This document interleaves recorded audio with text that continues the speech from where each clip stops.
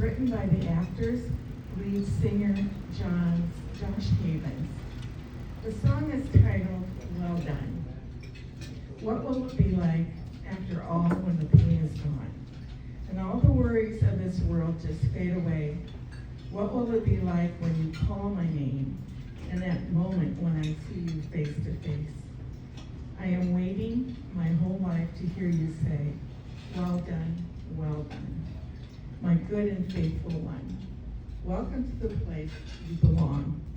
Well done, my beloved child. You have run the race and now you're home. Welcome to the place where you belong. I hold many fond memories of Jim and I growing up on our farm. He drove a tractor at a very young age to assist my dad. In 4-H, we showed Black Angus at the Mississippi Fairgrounds. I wanted to start dating when he did. I was 3 years younger, so naturally that was a big no from my parents. However, in 1966, I married one of Jim's best friends. Jim was also available when I became a single parent in 1990.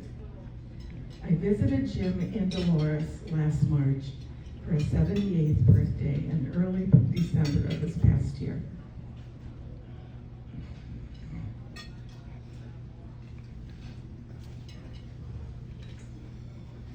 We had many close moments in sharing our thoughts and tears. We always said that we were two peas in one pod. We inherited my dad's high cheekbones and definitely looked like siblings. God has blessed us all with amazing, talented, loving brother, husband, father, grandfather, uncle, relative and extended family for 78 years. Jim is in heaven. Well done, good and faithful one.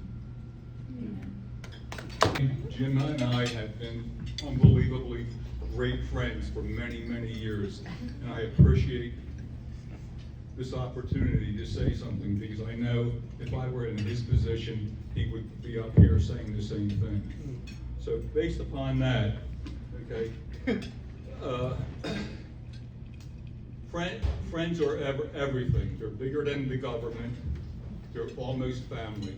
Jim and I were family. We were brothers in so many ways, not by blood, but by our affiliation with things that we liked, we biked, we skied, and all of those things. When he passed, I was, excuse me, I'm losing my voice. When he passed, it was very hard on me.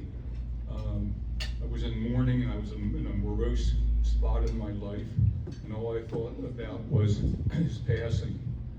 And he did pass, and then I thought, well, I repositioned myself. I had to be, and I am, extremely thankful for having him in my life and that we met. And, you know, because of that, it was just great. One of the things that I missed was every week or twice a week, we would talk on the phone, right? Whether it was for a minute, whether it was for half an hour, depending. My birthday came, and there was no phone call. And there would be no more phone calls from him. So I missed that tremendously. His attributes were, you know, gosh, he was so courteous, polite, the model of a good citizen, great smile, chubby cheeks, right? What more can you say, all right? And then there's more, and then,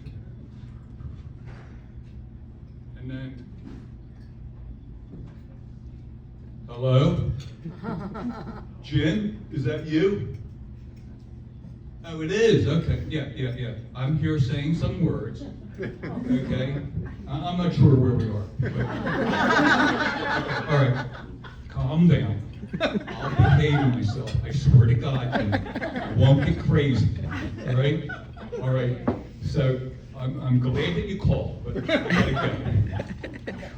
right, wait a minute.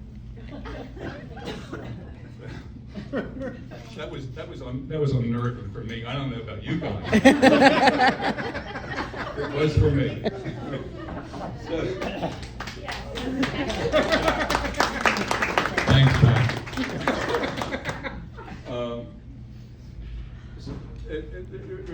There's two things that really I remember about him. The first is intertwined with his pragmatic attitude about life, was his strong faith. He was just, I couldn't understand it, but I appreciated it from him. He was so strong, and even, you know, through the end we would talk, and, you know, I would say, well, Jim, you gotta focus, and he said, I do focus, but I lose it sometimes, and that's understandable. But he was fantastic through it, great faith, and he had a pragmatic attitude, an optimistic attitude. The other thing is, I've never met anybody that had as much integrity as he did. It's just, I especially appreciate it in today's world. I don't think the guy, well, maybe Judy can tell some stories. Did he ever make a mistake? Did he ever make a misstep? Well, there's a sign in Jim's garage that said, I may make a mistake, but I doubt it. Okay, all right, so, wait a minute. We got one more phone call. Jim, yeah, okay, all right, well, thanks for coming. I appreciate your complimenting me. It's nice hearing from you. Yeah, okay, well, wait a minute. I have one thing for you, all right? If everybody could say, Jim, we love you, 1, 3, I want to hear it. 1, 2, 3. Jim, we love you. Did you get that? Yep, okay, all right. Rest in peace, I love you. I think my mom's really the better person for that, to be honest. I'm not that good at technology. Hi, I'm Erin. I am the favorite granddaughter. I am the only granddaughter. I'm also the favorite. Okay, and I wrote some things because my grandpa meant an enormous amount to me. Okay. My grandfather loved hot fudge sundaes, and I think that's indicative of who he was as a person. He liked simple things that made him happy. One of those things was driving a jet ski. He took me out on a jet ski when I was little. I actually don't remember a summer in Avalon where I didn't go on a jet ski with my grandfather. And when I was old enough, I learned how to drive it, and he taught me how to drive it. I think I was probably 11 the first time I drove a jet ski, maybe younger, maybe 9. And even though I know how to drive a jet ski now, my core memory of jet skis is not driving one, but sitting behind my grandfather, riding as he drove. My fingers would grip the seat strap, and the wind would whip past me, and if I closed my eyes tightly enough, I could hear the wind cycling in my ear and drowning out the sound of the engine and the water. Everything else is very serene and peaceful to me. When I was younger, I thought this meant that my grandpa couldn't hear me if I said anything from the back of the jet ski. I thought that it created this like tunnel of sound where if I said anything, he wouldn't be able to hear me. And yeah, I was like a few inches away from his ear, but I really thought that the magic of the jet ski made me completely unhearable. And I was quite the drama queen as a young girl, and so I would spend our jet ski rides singing very, very loudly, right behind him, belting every song that I knew, singing so loudly. Then years later, the roles were reversed, and I was driving, and my grandpa leaned into my ear and whispered, "Oh, turn left here, or turn right here," and I was like, oh, he could hear. Everything I said, everything I say, he could hear every last bit of it. And I was embarrassed, and then I was confused, because how come he never mentioned it to me? How come he never said, like, nice going, or you sounded a little bit pitchy there, or whatever. But thinking upon it further, I realized that him not mentioning it to me was completely predictable. So my grandfather wasn't a particularly loud person. He was pretty quiet in his ways, and quiet in his love of me and in his family. But for me, thinking about all those hours that he spent with me singing, probably badly, right in his ear, that fills me with a lot of love and shows me how much love he had for me, that he would put up with that. Other things showed me that he loved me. Voicemails, teaching me how to parallel park, even though I was a really bad driver, holding my hand. But I know that I will always treasure the specific kind of love that I found in our jet ski rides. I'm forever grateful for the things he taught me, such as how to not power wash a deck. I one time got that job assigned to me and he was not happy with how I did it. But most of all, I'm grateful for all of the simple, quiet joy and love that he gave me throughout my life. And you're here, and I'm the reason Jim's here, and she knows that. I met Connie with the first day at Mount Mercy in Cedar Rapids. Well, first of all, they don't know me as Connie. I know, it's Dolores. We called everybody by their last name, and so she was Conrad and I was McDonald, okay? Anyway, long story short, and my husband and Jim were very good friends. Well, Jim and Don wound their way out to Mount Mercy quite a bit. And of course, they fell in love and we danced. Of course, the bird, Jim and I would dance the bird is the word, many, many times. So we've had a history together for a long, long time. And I have said this to Judy, there's Judy. I said, Jim has been the father. My husband died when the boys were little, and her husband died when the guys were little, daughter and her son were little. And Jim has been the father to them for years and years and years, along with Stevie and John. So, and Marky. And I'm just so proud to be a part of it. Thank you. His oldest son from his first marriage.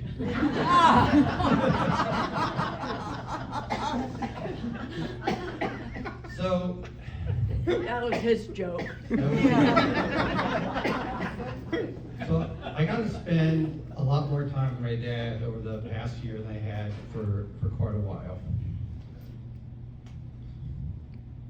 And I'm grateful for that time and that gift of time with him. Some of it was hard, especially at the end. Some of it was challenging, like the time when I had to fix a toilet for him and he insisted on hovering over me, watching the light so I couldn't see what I was doing. Most of the time was joyful in its simplicity. Going out for ice cream, watching sunsets. And this kind of ties into a lot of Phil's said today. One thing that I appreciated more in that time together with him was how he was such a good friend to so many people. The number of lives that he has touched and enriched is amazing. It is one of the strongest and most lasting testimony to who he was. I cannot think of a better way to honor and keep him with us and strive to be a friend like you. And Dolores found a dime yesterday, or the day before. We found a dime the day before. So we're wondering what Jim is going to be sending in. Since he died on the 31st. 31 cents.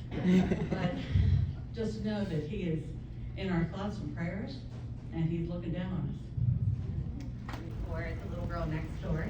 I too was a neighbor of Jim's, and some of you may know that we refer to him as my real dad. You guys all just met my actual dad and mine with his phone calls, and that was only mildly embarrassing. But we're all getting past that. But my entire life is wrapped up in the Clases. I was a baby when they moved in next door. I'm not sure who came first, if it was us or them, but in my memory there is no beginning without them. which means my entire childhood, and all the memories, and all the ski trips, and all the trips to Avalon, and being on the back of that jet ski, and on the boat, and all of the great trips. Like Gentlemen's Ski Club, which I crashed a couple times. You'll see a few of those pictures up there. I think I'm the only girl that crashed that one, but Jim, just with his smile, always so happy to see me, which is the best. A couple of my favorite memories is Jim chilling the Budweiser out the window at the Trailside Lodge in Killington. How else are you gonna keep it cold if you're not just popping open that window and putting the beers out there? I think I was probably 8. The Pork Chop Man in Iowa on the RAGBRAI. The one and only time I did the RAGBRAI. And I did it, I made it. And thank you to Jim and teaching me about the Pork Chop Man. But in today's homily, the priest mentioned Jim's trip to France to follow the tour. And my dad and I were most fortunate to be sharing that hotel room with Jim, and the laughs are endless and you can picture it, my dad and Jim in a tiny twin-size bed together while I created another one. And those laughs were so needed. It was, not too long after Mark passed, and we spent 8 days riding our bikes all over France, eating and laughing and just having the best time. Which brings me back to the real daughter. On that trip, everyone thought Jim was my dad. You may see the chubby cheeks and see a similar resemblance. Nobody thought that guy was Ed. They were confused the whole time. They said, "Where's your dad?" I'm like, "He's right here." And they're like, "No, your dad. Where's your dad?" And I'm like, "This is Ed." They had it mixed up the whole time. So, no offense to the daughters-in-law, but I like to think of myself as Jim's favorite daughter. You all know what we're gonna say is, Jim, we love you. 2, 3. Jim